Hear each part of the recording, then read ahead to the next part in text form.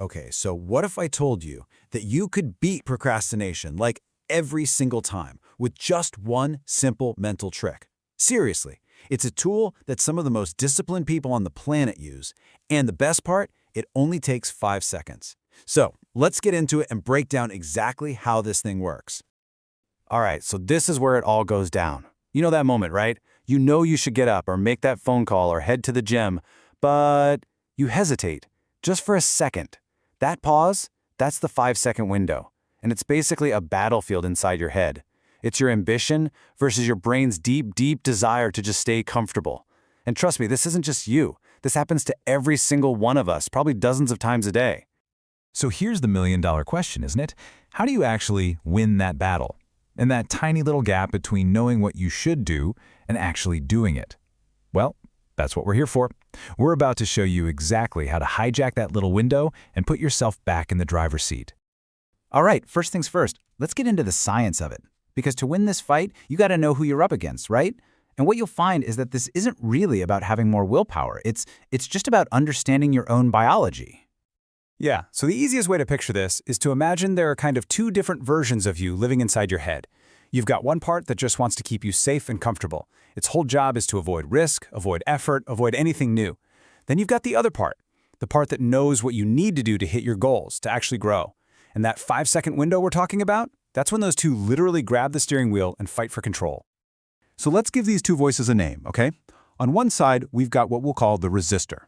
Think of this as your ancient instinctual brain. Its only mission is survival. It wants you to avoid pain, avoid anything uncertain, and for sure, avoid effort. This is where procrastination comes from. But then, on the other side, you've got the leader. This is your logical, rational brain. It understands goals, it thinks long-term, and it knows you need to take action. So what's the problem? Well, the resistor, it's way older, it's faster, and man, is it a whole lot louder. So, how in the world do you shut up that loud, emotional resistor and give the microphone back to the leader? Well, you need a weapon, a tactic, and that's exactly what the 5-second override is. And here's the beautiful part. It is so simple. That's its superpower.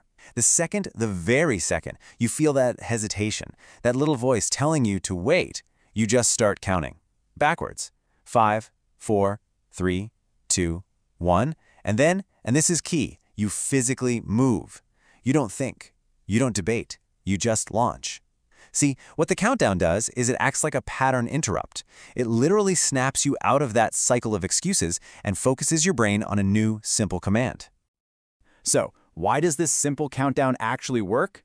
Well, it creates something called mental friction. Think about it. Procrastination is just your brain on autopilot, right? The countdown is you deliberately, consciously interrupting that autopilot. It's like you're manually shifting the gears in your brain, moving out of that lazy, reactive resistor mode and slamming it into the proactive leader mode. You're forcing it to listen to a new command. Okay, so that's the tactic. Now let's talk about the strategy that makes it stick. The countdown gets you moving, for sure. But the real secret, the thing that makes this a lifelong habit, is making that first physical move so easy, it's almost laughable. And this brings us to this really important idea called the activation barrier. Just think of it like the energy it takes to just start something, you know? If the task is run a marathon, that barrier is huge. If it's write an entire book, the barrier is just massive. And your resistor brain, it's basically allergic to high barriers. So the whole strategy is to shrink that barrier down until it's so small your brain can't even find a reason to say no. And listen, this is probably the most important part of the whole thing. When you do that 5, 4, 3, 2, 1 countdown, your goal isn't to do the whole scary task. No way. Your only goal is to get over that tiny activation barrier. So the goal isn't go to the gym. It's put on your running shoes. The goal isn't write the whole report. It's open a new document and just write one sentence. You see? You make the first step so incredibly small, so microscopic, that it's easy. Because once you're moving, momentum is a powerful thing.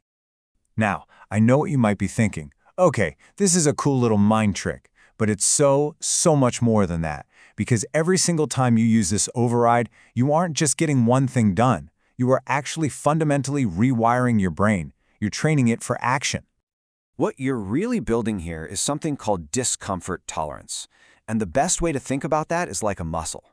Every time you count down 5, 4, 3, 2, 1, and you move even though you don't feel like it, that's 1 rep. You're doing a rep for your brain. You are slowly but surely teaching your brain that feeling a little bit of discomfort isn't dangerous. In fact, it's the price you have to pay to get the things you want.